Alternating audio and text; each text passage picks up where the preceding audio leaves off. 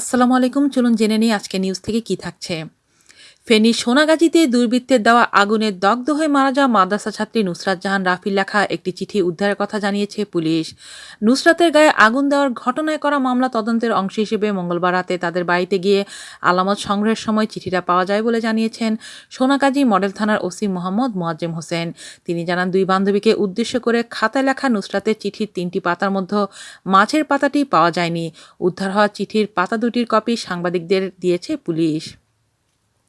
দুই বান্ধবী তামান্না ও সাথীকে উদ্দেশ্য করে লেখা চিঠিতে নুসরাত গত 27শে মার্চ ঘটে যাওয়া ঘটনার বর্ণনা দিয়েছেন। ওই চিঠিতে তিনি আত্মহত্যা করবে না বলেও উল্লেখ করেন।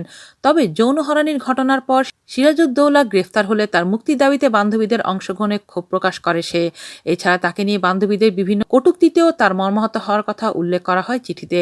মাদ্রাসার অধ্যক্ষ সিরাজউদ্দৌলা পরীক্ষার আগে তাকে প্রশ্ন দেওয়ার প্রলোভন দেখিয়ে শারীরিক সম্পর্ক করার প্রস্তাব দেয় বলেও চিঠিতে উল্লেখ করেন নুসরাত।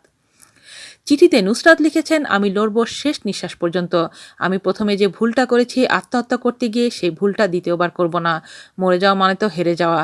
আমি মরব না, আমি বাঁচব। আমি তাকে শাস্তি দেব। যে আমায় কষ্ট দিয়েছে আমি তাকে এমন শাস্তি দেব যে তাকে দেখে অন্যরা শিক্ষা নেবে। আমি তাকে কঠিন থেকে কঠিনতম শাস্তি দেব ইনশাল্লাহ।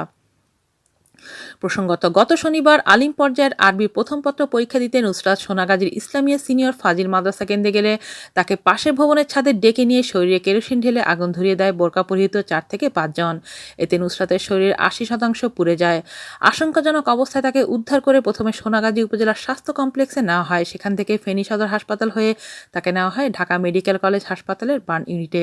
এরই মধ্যে বুধবার রাত 9:30টার দিকে চিকিৎসক তাকে মৃত ঘোষণা করেন।